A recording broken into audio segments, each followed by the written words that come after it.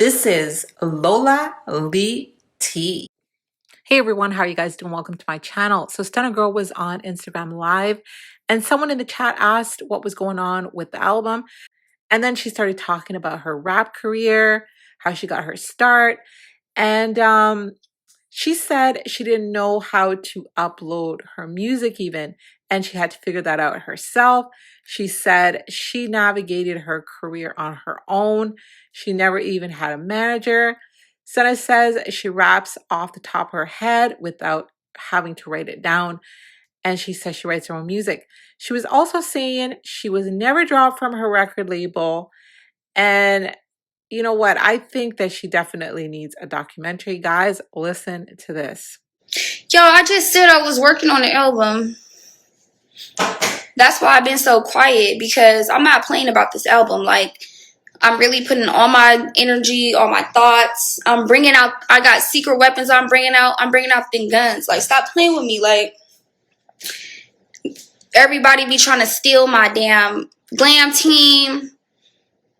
They be trying to steal my Aurora, so I just have to cut off from the internet and put my all into this, because if not, I will be giving up the sauce and they'll be running with it. They be trying to roam my sauce too much, and I gotta cut it off, because every time I say I'm gonna do something, I see somebody else trying to do it. And don't get me wrong, more power to you. But for me, when it's something important to me, it needs to stay to me until I put it out to the world. Like, I can't keep giving up the sauce. So for this album, I'm bringing out like all my, because you got to think, over the years, I've been doing this. I was ahead of my time back then. Like, I'm bringing out my old stylists, my creative directors, my everything. People that y'all probably don't even know. But if y'all go back to my old eras, like, you would know. But I'm bringing them out, and we're going to make it a very big situation. Okay? That's why it's taking me a little bit longer. And on top of that, I'm independent. Let's get into my career, because people be having a lot of like, they be just misinformed about my career. So when I started rapping back when I was younger. But I used to do just like rapping for my family and stuff like that.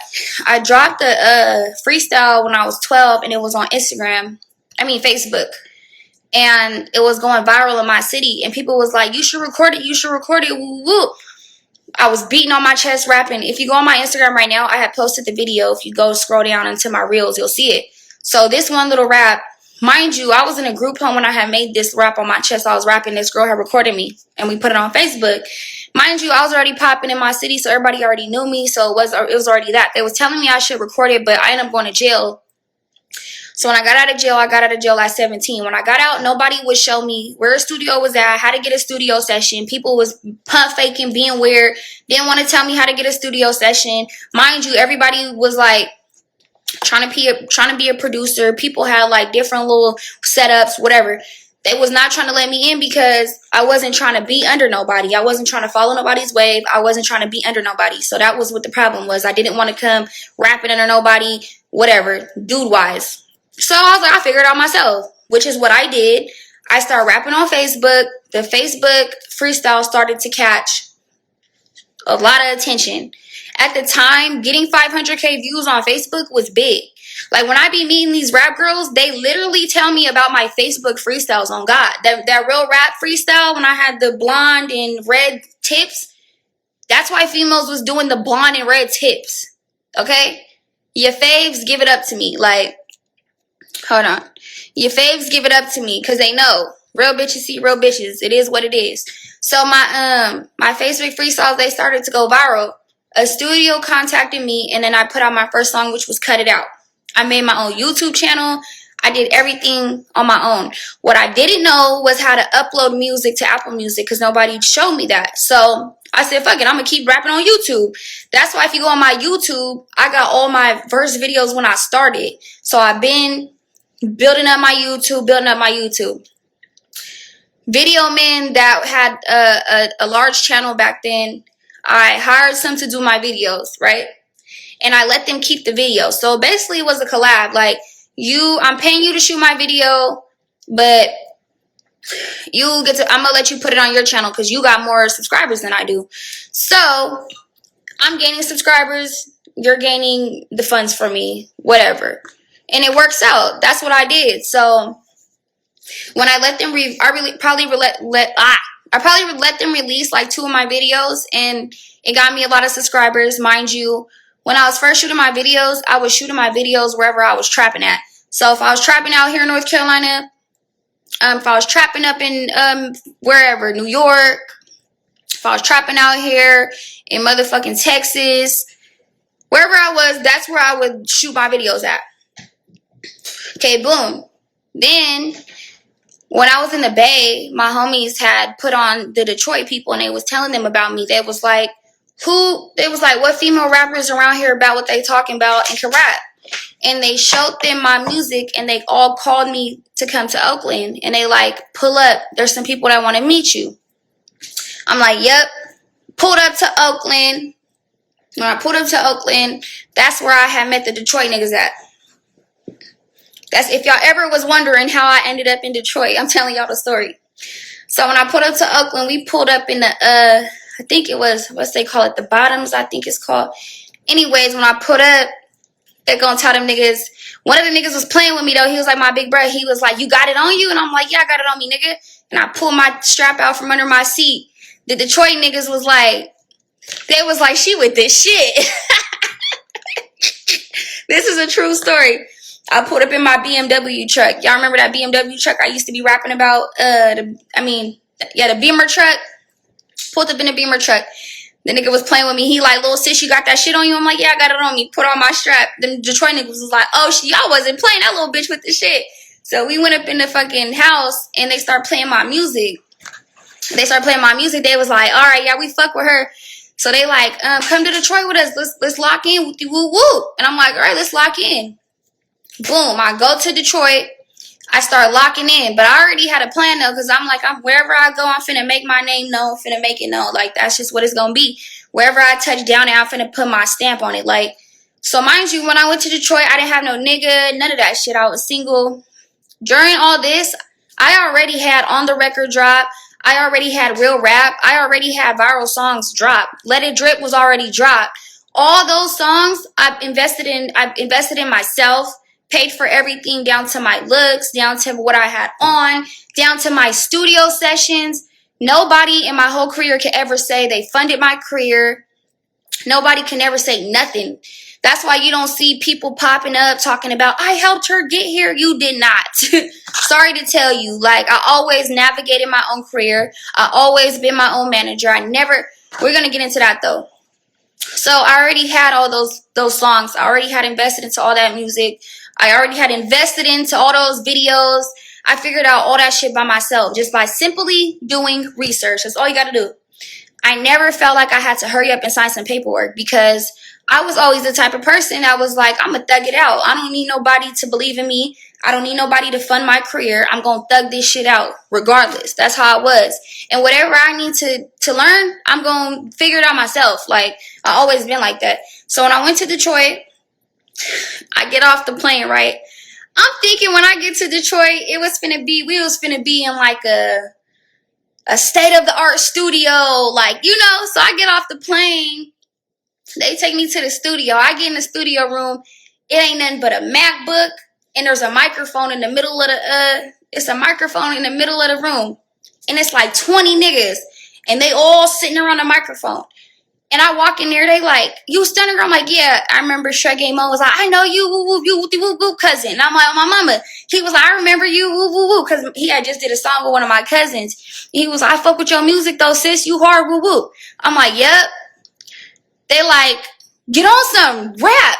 I'm like, what you mean rap? I'm like, where the studio room at? They like, right here. I'm like, oh shit. So they like rap, get on the mic. Tell me why I had to get on the mic and rap in front of 20 niggas though. And I'm hella scared. You gotta think, like, don't get me wrong, I used to freestyle in jail in front of motherfuckers and all that.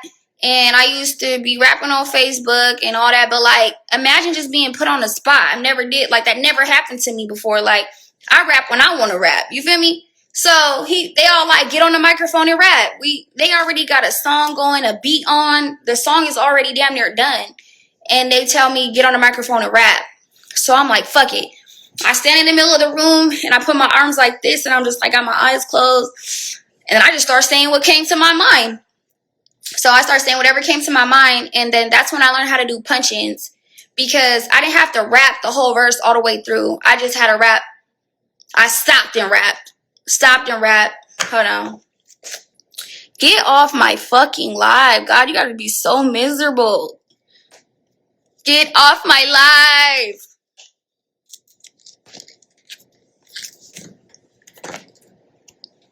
Maybe these ugly... Oh, sorry. I didn't mean to block you. I did not mean to block you. Hold on, y'all. My what's it called got messed up. I don't even... Talking about I look... Like, y'all be so mad when somebody is happy with their life. That be the problem. Y'all used to miserable people. Y'all be so mad when somebody is happy with their life. I'm very happy with my life, at peace with my life. Like, y'all messed up my filter. Okay, boo, my filter's back. Back to what I was saying. So they told me to rap. I started rapping. And then I was doing punch-ins. So they're like, you know, you ain't got to rap all the way through. You saying some hard shit, though.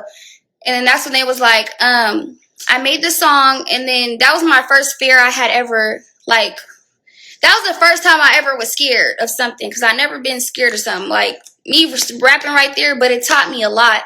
After that, I just started to learn how to just rap without writing. So that was my first introduction to that, rapping without writing. I rapped without writing. I didn't need to write. That's why till this day, I could just go in the studio and I can make a song off the top of my head. It'd be so easy for me to do that. Because from that moment on, from the time I had to get up there and rap on that mic without no pen, no paper, I always rap like that from then on there.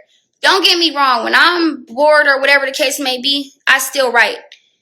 But I don't be writing how people think. Like, I don't just sit down and write music. I literally go in the studio and do it off the top of my head. Ask any rapper that I ever went to the studio with. You guys can ask the recent rappers that I was in the studio with. The recent rappers I was in the studio with was like, hold on, was like Low Shimmy, and then they will tell you. Because when Low Shimmy and them see me rap, they like, bro, you rap just like us. Because they all rap off the top of their head. I rap just like that. So nobody be seeing females do that. Anyways, that's what I was saying. So in Detroit, I started shooting music videos.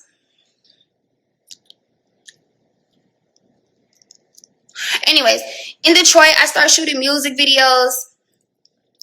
People started wanting to do features with me.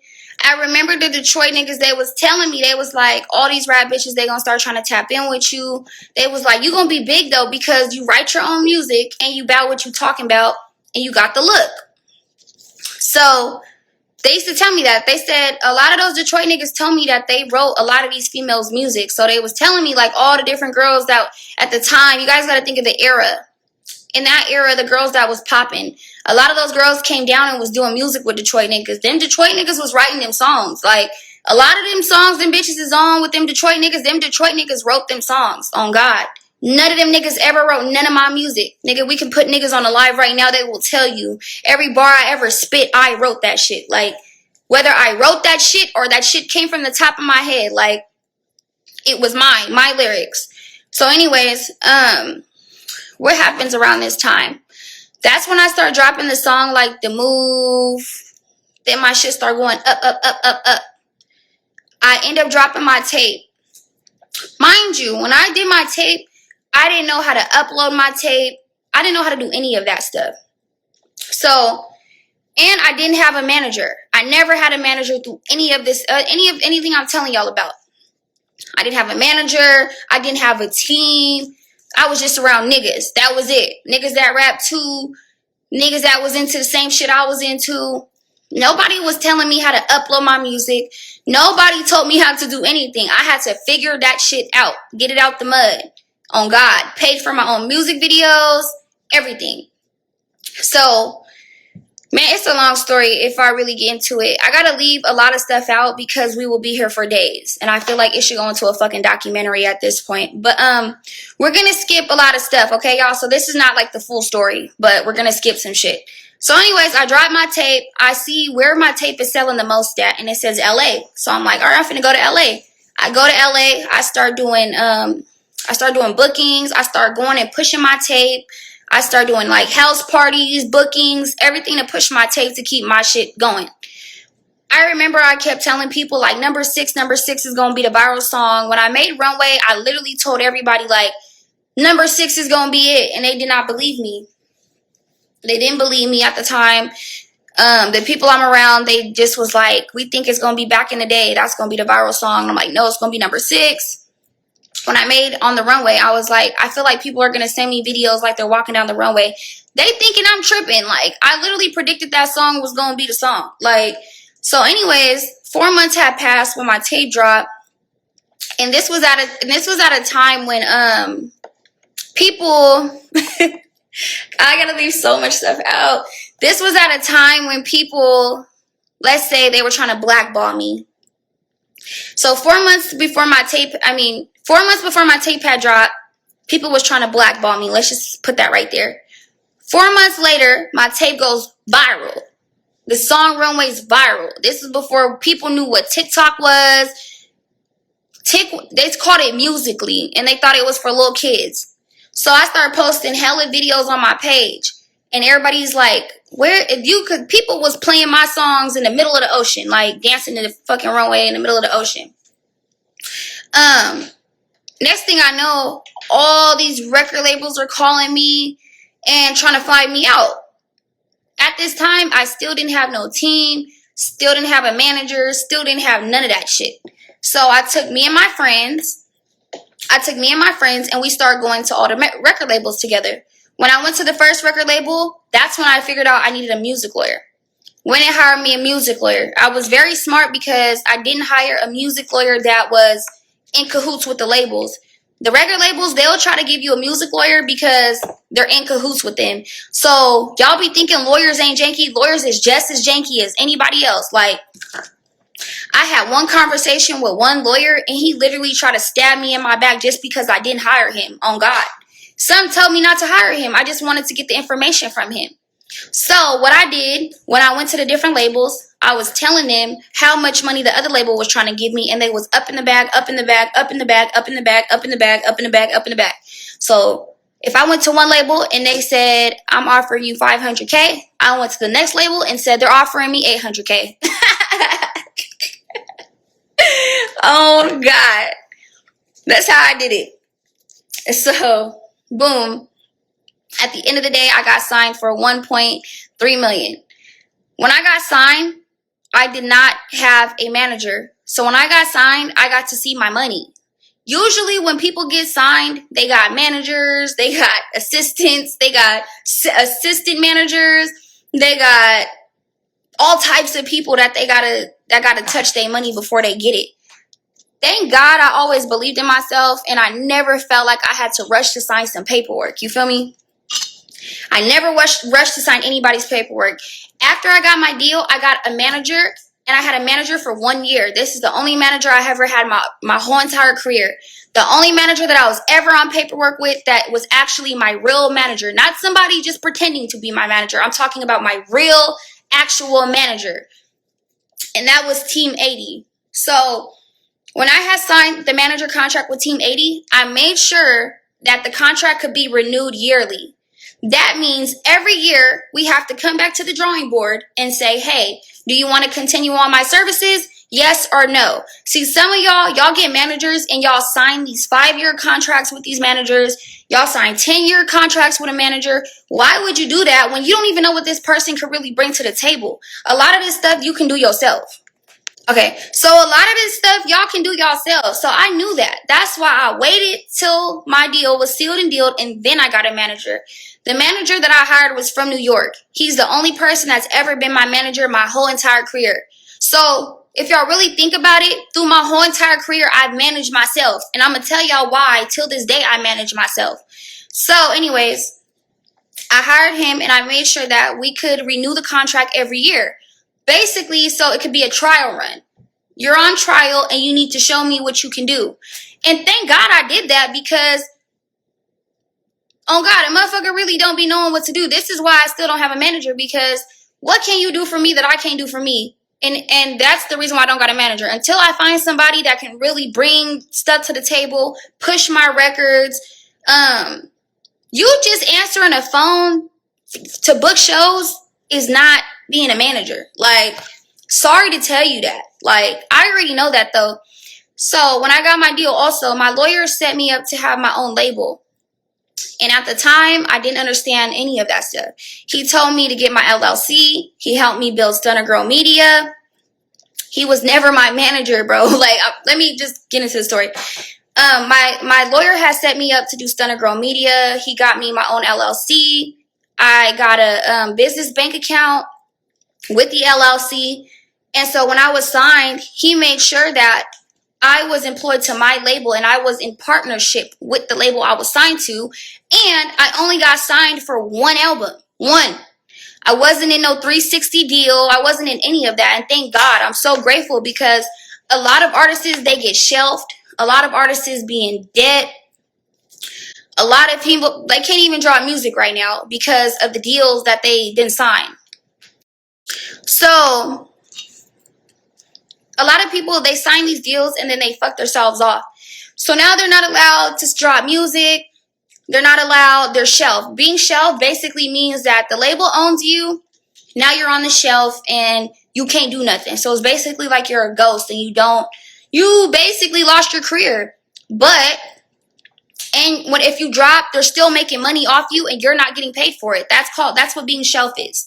So my lawyer got it to where I only had to turn in one album. The album that I turned in was Stunna This, Stunna That, and the Runway song. I put together Stunna This, Stunna That. Mind you, COVID was going on. When I had got signed, COVID had just started. So it stopped everything for me. We couldn't shoot videos. I was supposed to go on tour. I couldn't even go on tour no more. Everything that me and the label had planned basically just came to dust because COVID started. So during COVID, we had to get like creative. I started shooting videos out my living room. Like I said, though, video was in my living room. Whatever. We had to start getting creative. But it also put a stop to a lot of stuff that I had planned. So it started as if my career was like on standstill. It was at a pause. So I started talking to my lawyer. I'm like, what can I do? He's like, hurry up and put an album together so that you can finish your contract. Plus, the label that I had was trying to change my sound. They wanted me to make radio music. They didn't like the music that I was making, like the street music. Hold on. But that's not why people liked me, though. You feel me? So when I would turn my music in, they were like, we need more radio music. We need more of this. We need more of that. So my lawyer was like, if you don't feel like this is a good situation for you, you have options. Your option is turning your tape and you can start your independent journey, or turning your tape and you guys can continue on, but they're going to have to pay you some millions for that next tape. Or don't turn in anything, girl, and still just sit there and be quiet. I'm like, I'm finna get my tape together. He's like, well, guess what? When you turn in your tape, they got to pay you the rest of your budget. So when you get a deal, right, they don't pay you all the money in your deal. They pay you like, I would say like 80% of it, and then they put the rest in a budget. So you'll get an 80% chunk, and then that 20% left will go in a budget. So I turned to my tape, but then what also threw a curveball was half of the people at the damn label literally got laid off and they quit. So all my A&Rs that I started there with were all leaving. All the people that I worked with were all getting laid off. So I'm like, and they all had their different reasons. They were saying stuff wasn't good, stuff was this, stuff was that. So what do I look like staying on a ship that's sinking? Like, come on now. So I got together and I put together Stunna This. I had put together Stunna This, Stunna That, hella fast, turning my tape. After that, I decided I didn't want to be on the label no more. I filled out my obligations. We all mutually agreed, and it was that. and I started my independent career. So I've been independent since 2020, all the way. Hold on, y'all. I think my niece is up. I gotta go check on my baby.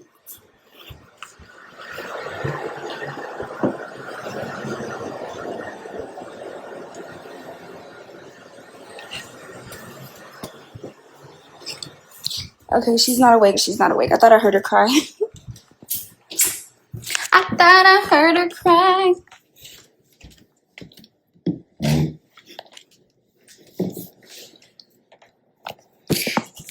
That's another part I had left out. When I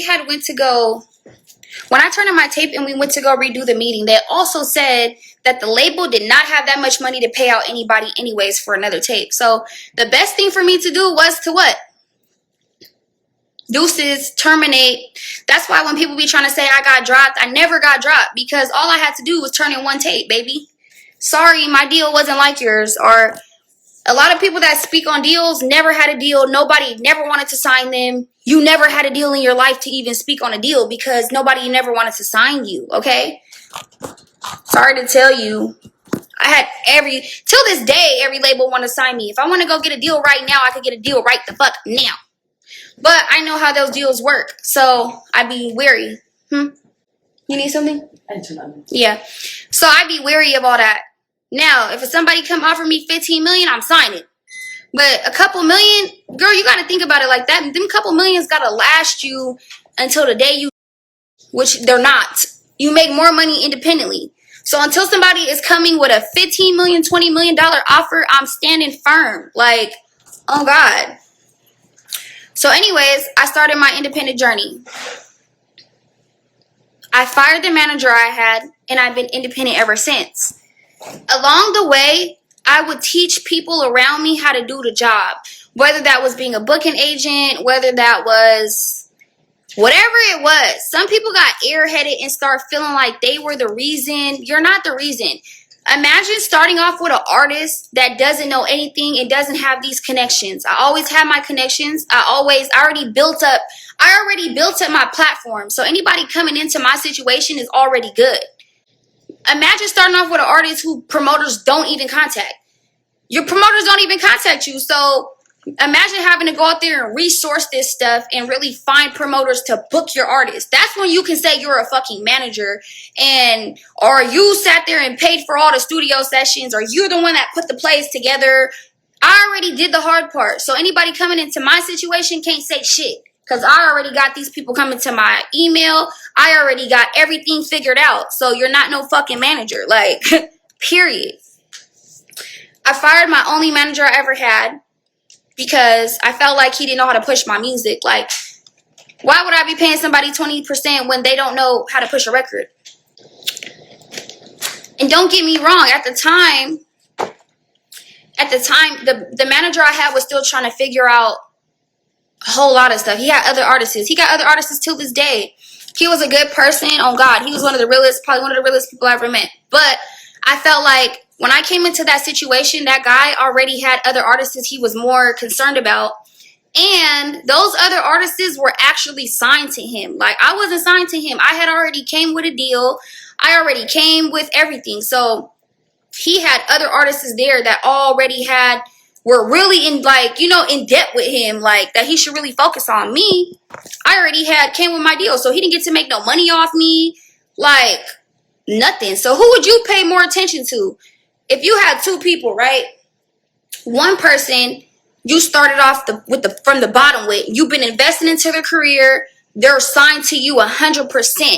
So that means when they blow, you're gonna make a bag because you've been there since day one. Then you have me. I came already with my deal. I'm not giving you 100%. You gonna get this little 15%. You didn't even make no money off my deal. And I already got a situation. Who you gonna pay more attention to? I'm gonna be paying attention to my bag more than this person. So that's what basically the situation was. So that's why me and that manager didn't last. But from that situation, it always taught me, like, never to sign it. You know what I'm saying? It's just good how I did everything. And mind you, I only had him on trial for a year. So He was only my manager for a year. And that's the only man that could ever say he was my manager, because that's who actually had me on paperwork, and we had a contractual agreement. Like, so from then on that point, I used to just teach people around me how to do the business, how to answer my emails, how to talk to promoters, how to conduct themselves music-wise. Some people along the way, they start getting big-headed, like they're the brains of the operation, like they just woke up and wanted to be in the music business, like they just woke up and had all the answers. Like, no, I put you on and I showed you how to do this shit, and you still don't know how to do this shit, because imagine what you got to start with somebody that really don't got it together. Then you could say you're a fucking manager. Clock that T. But anyways, I never signed paperwork with nobody. I'm not on nobody's contract. I only ever signed 2 contracts in my life, which was the guy I told y'all about, Team 80, when he was my manager for a year, and the deal that I took in 2019. I had already got out my deal. I turned in my tape. I'm good. So I've been independent since 2020. Thank God, I love my lawyer so much. Like, I be wanting to cry, because imagine if I didn't have that lawyer. Like, he set me up with my own business. He set me up with my own record label. He set me up to win, baby. Like, I feel like I need to give a class to the music industry about how to do this shit, because if I would have got stuck with a lawyer that was in cahoots with the label, I would have been fucked up. So he made it to where I had my own label, I had my own business, and now as I got older, I made sure everything music related, every music related platform comes straight to my business account and comes straight to me. Whether that's my brand deals, whether that's my shows, whether that's the distribution, all that shit comes to me. It comes to my account. Can nobody access my account? Can't no nigga ever say nothing. You can't access my money account, period. My music, you can't nothing. Fuck are you talking about? That's why I don't see why when bitches be giving these niggas money. No. If you're with me, if you a nigga that's fucking me, you gonna have to figure it out, baby. Like, oh God. Whatever you came in this relationship with is what the fuck you're gonna leave with. You feel me? Can't no nigga access nothing I have going on. And I'm not giving a nigga none of my money. Like, I don't give a fuck what no bitch talking about. Anyways, so yeah, make sure you get your account and it goes straight to you. Can't nobody access that motherfucker. And make sure every musical platform that you got is connected to that account, so that all your music money is coming to you. These promoters don't even play anyways. When people be booking people and they make sure that the bank account is the artist's bank account. Like, that's why I don't be seeing when people be like, somebody stole some money from me. How did that person steal the money? Because these promoters, first off, they don't want to just send their money off and not thinking you gonna show up. They gonna make sure it's your bank account that they're sending it to that has your name on it. Okay, Suzanne Brown or whoever the fuck it is. But even during my career, they were saying, how was I funding my career? Let's get into that topic. So I've been told y'all I haven't touched a track since 2017. Been elevated out the game, been made it out the game. Don't get me wrong though. Since 2017, I got signed in, I'm not talking about him. He was never my manager. Like, goddamn. I got signed in 2019. So for those 2 years, from 2017 to 2019, was probably the hardest years of my life, because I had to stay, dedicated. I had to believe. There was some slow months where I was like, damn, how am I finna eat? And guess what? God made a way for me. A show would call me and somebody would want to book me. Mind you, I was already getting booked for 5Ks and 7Ks and shit like that. So when somebody would call me, it would be some money that'll last me through the months. Like, I didn't have to go trap. I didn't have to go do any of that. When there's a part of your life, you're gonna have to make a decision. It's either gonna be you gonna choose the streets or you gonna choose the path that you're supposed to be on. So when that decision comes and you choose the wrong one, that's what's the way it's gonna go. When it came time for me to choose my music or I'm gonna keep trapping, I chose my music. And that's why I didn't have to trap since 2017. Got it? Because I chose that. And when I chose that, I had to take whatever came with it. But I believed in myself and it paid out. So that's what it is. You gonna come to that crossroad. Everybody that's in the streets gonna come to that crossroad where you have to choose one or the other. And whatever the fuck you choose, you gotta stay down with it. Like, that's just what it's gonna have to be. So when I chose my music, I stayed down with my music. And guess what? God made a way for me. I remember, like I told you, it was some months when it was slow, but guess what? I would get a call that month and it would be some money on the line. And that was my way. It was basically like, it would be like a, what is it? That would be a sign. So imagine you got a whole bad month and you're like, damn, did I make the right choice? Boom, some money calls you. And that is a sign right there to keep going. So I kept going. I will always have signs along the way to keep going. It would be some type of money that would come that I didn't have to go hustle for, that I didn't have to go break my back for, that I didn't have to do all this crazy ass shit for. It would come. So I kept at it, period. And then it paid the fuck off. But that's why till this day, I manage myself. I've always made my own decisions for my career. Anything y'all ever see me do, I made those decisions. Whether it was to go on TV, nobody never told me to go on TV. I studied that shit myself and I went on TV because I wanted to do acting. Everything I ever did, I did it. I got up and did it. Didn't no man tell me to do it. Didn't no man help me do it. Didn't no bitch tell me to do it. Didn't no bitch help me do it. I got up and did it. Period. Like,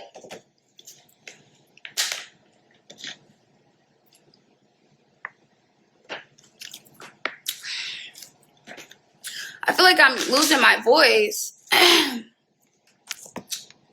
Yeah, I got up and did it though. That's why can't nobody come take none from me.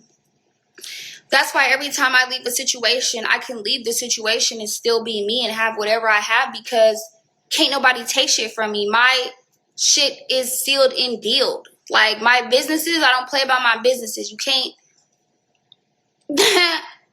It is what it is. I just told y'all, have y'all businesses together. You got to. Start a Twitch. I do got my Twitch. I'm just waiting for this guy to come set up my whole setup. On my whole game setup. He's gonna come set it up. But y'all, I love y'all. I'm finna go eat some cookies. Love you guys. All right, guys. So I've heard the rumors myself about her being dropped from her record label. What do you guys think about, what she had to say about that? Guys, definitely let me know your thoughts on what Stunna had to say in this live. Thank y'all for watching. Don't forget to like, share, and subscribe. Love you guys. Bye.